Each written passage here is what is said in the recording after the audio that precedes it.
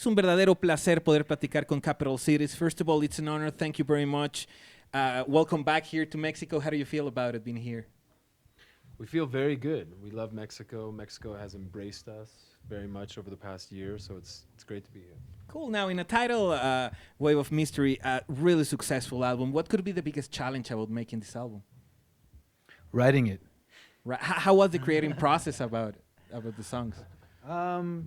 You just kind of dig into your brain and try to be creative and write interesting words and interesting chords and use interesting sounds and make music that pleases yourself and then hope that the rest of the world likes it too.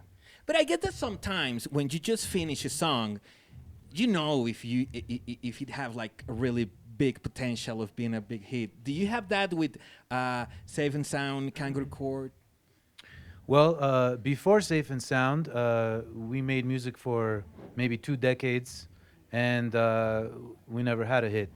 So we had no idea what it took to write a hit song. What could it be? But Safe and Sound somehow became a hit after we wrote it. Cool. The biggest lesson that you get in these 2 decades that you use it finally to put it on this last album. Totally. We've been in a lot of different types of bands and different projects our entire lives, and we've dabbled in a wide variety of genres. And especially when we worked as musicians, as composers for commercials and advertisement for a couple of years, that also gave us some experience in a wide variety of genres. And so I think we learned some lessons from that and made an effort to write catchy melodies and lyrics. Cool. And now talking about that, probably a decade ago, used your music in commercial probably was not looking good, but right now it's probably the best way of promote your music. What's your opinion about using music in commercials, video games? Well, we come from that background because, as he mentioned, we composed for TV commercials for a long time, so we're very familiar with that world, and it's a part of our history, so we fully embrace it because at the end of the day, a good song is a good song, and if it gets used for a TV ad, it's just, nowadays it's basically just a platform for allowing your song to be heard by many people, and I think it's very much accepted today. There's still some artists that are a little bit weary of licensing their music, because they think maybe it compromises their integrity in some way, but I think it's just, it's a new reality of the music business that you have to do that. Totally agree. Now, talking about that reality in the music industry, the internet is a big phenomenon. Do you think that it helped music or it hurt music? I think the internet has totally helped music, and especially in our case, because we would not be at the level that we're at right now if it were not for the internet, because when we first released Safe and Sound in 2011, we didn't have any backing. We didn't have any financial backing. We didn't have a team backing us. So all we really had was the internet. And it's this democratization of the music industry where if you put out a good piece of music and you promote it in a clever way, the public decides what kind of rises to the top. So it helped us a lot and led to our record deal and radio and all that stuff. And I think also music videos, it's always important, and you know how to make interesting music videos. How much did you get involved? Of course, a lot of people watch Kangaroo Court. How much did you get involved in the visual aspect of that video? We love making music videos. I think we made 4 music videos for Safe and Sound. And Kangaroo Court was especially unique in that we co-directed it with another director who is Mexican, by the way. His name is Carlos Lopez Estrada. Okay. Originally from Mexico City, but he's based in LA now. And that was our idea, our vision, our storyline, and we had a lot of fun with it because we dressed up as animals and we spent 2 days in crazy costumes. We like to get interesting and poetic with our music videos. We have 2 more on the way, one for I Sold My Bed, but Not My Stereo, and another for 1 Minute More, which is our kind of new single right now that we're promoting and trying to get radio stations to play. So yeah, music videos is just another aspect of Capital Cities. We do love to get creative visually as well as musically. Cool. Now, talking about 1 Minute More that you were talking about, Do you have plans of that song to put it in a next studio album or not? Actually, we released a deluxe version of the original With that, album with in a just the tidal song, wave of okay. mystery, and we added that song as well as 4 other bonus tracks for a special edition of our debut album. But I know that right now you're really busy promoting this really successful album. But do you already start of what could it be new songs for a next studio album or not yet? Well, we're always writing. We're always being creative. We have a bunch of songs, new songs, as well as old songs that didn't make it on the first album, that are there waiting to be, fleshed out, as we say, and finished up. And hopefully next year we'll have a second album. Cool, awesome. Now, talking about the experience of like traveling around the world, how much changed your life? Like, My life has changed completely. No, it's been a very interesting, crazy last year because we've literally for the last 12 months we've been going nonstop with very little time off.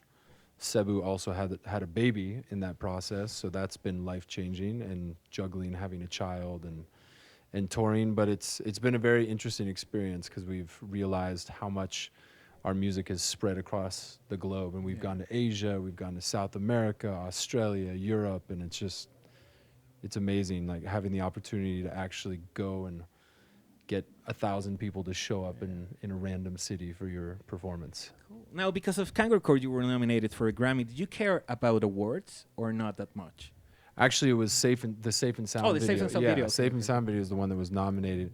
Do we care about it? I mean, I care about it a little bit, but I don't think it's it's not what makes or breaks your success, because at the end of the day, you have your fans and they like your music, and they don't really care whether you have a Grammy or not. But it can definitely, it just helps you, helps put a spotlight on you and gets you a little bit more attention, but it's not super important to me personally. Cool. Now, a song that I really like, for a Fawcett here, tell us the experience of working with such a great talent as Andre 3000.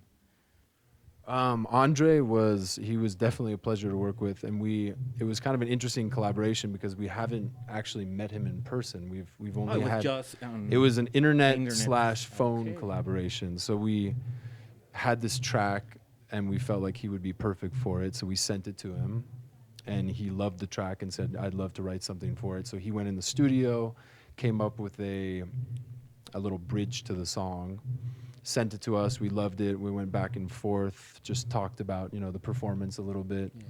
So it was really cool because he's this big star, and now they're on tour in the US and they're headlining every festival, but he's a very down-to-earth, interesting guy that cares about, we're this kind of up-and-coming small artist, and he really cared that we felt good about his part and that he got it right. So we really appreciated that aspect to it. Cool. Now, Coachella.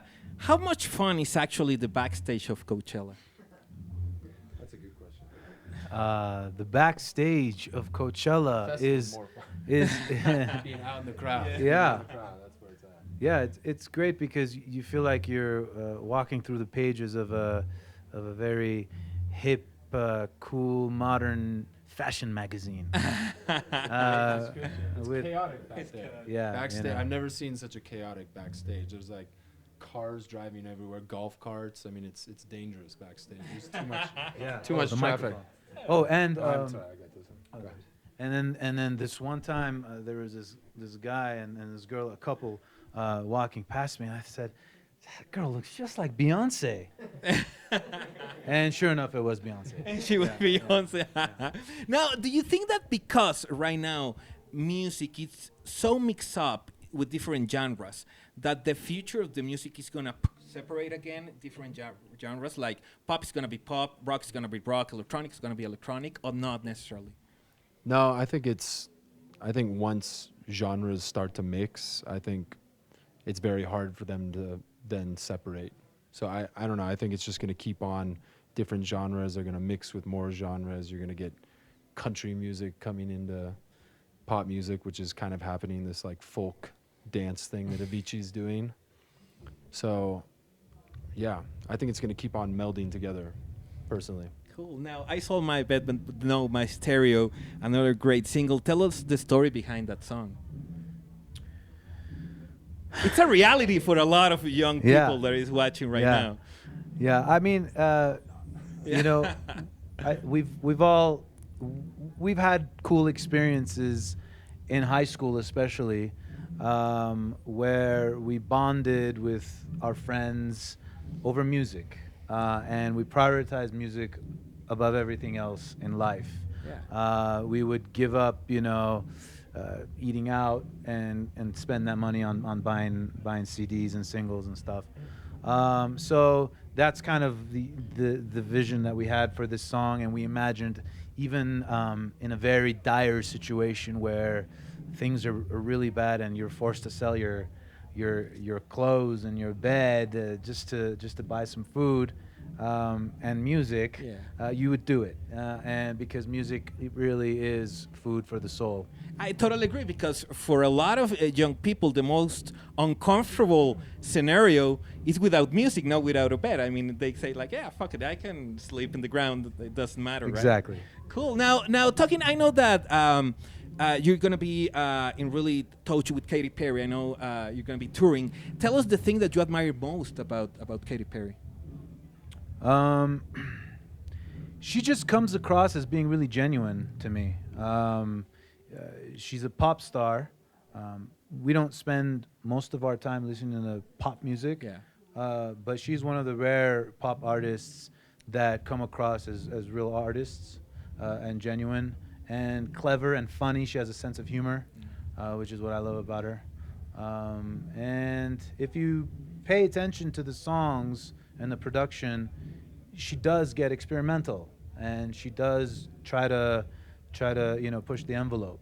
Yeah, and I think that it's always cool. Good pop, good rock, bad rock, and I think Katy Perry's good pop. She's good pop, yeah. Cool. Now, talking about what next?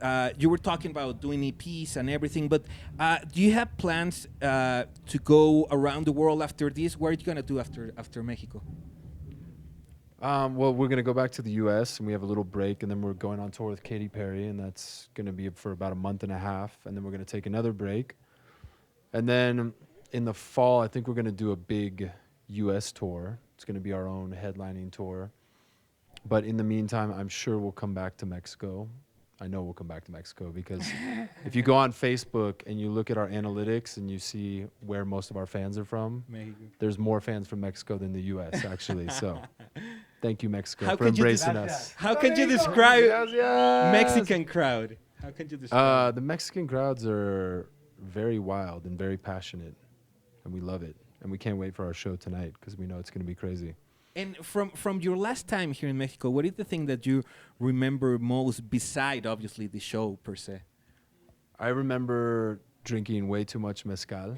Awesome. And having good choice. Too many al pastor tacos. Okay, hopefully your stomach and is almost good. getting lost in Mexico City. But no, I don't actually remember that night because I was too drunk. Cool. Now, talking about the biggest lesson about this album that it gave it to you, what could be the biggest lesson? The biggest lesson? You mean in the making of the album, Yeah. or just the promotion of it, the whole thing? The whole adventure about this album. The whole thing. Wow. Well, we in making the album and in promoting the album and coming up with the artwork for the album, we always followed our gut and our heart, and it worked. So I think the lesson is that follow your heart. Now, do you feel pressure for the next album because of the success of this first one? No. No, it's true. I mean, but I think that There's some you have more pressure. pressure, yeah. There is because- pressure, but it's good pressure. It's not the kind of pressure that... There's more pressure in having a successful first album than there is to have a successful second album. Because the alternative is obscurity. Yeah, because without a successful first album, you don't even have the opportunity to do a successful second album. It's true, it's true. But do you think that right now music industry is so much less patient than before. That probably before you could sign for 5 albums, and probably the first 2 were not that successful, and the third one it's like big. Right now, if you don't have a good song, it's like over or not. Well, I mean, such is life. You know, the record labels are, you know, it is not a right to have a record deal or to get the support of a major, you know, company.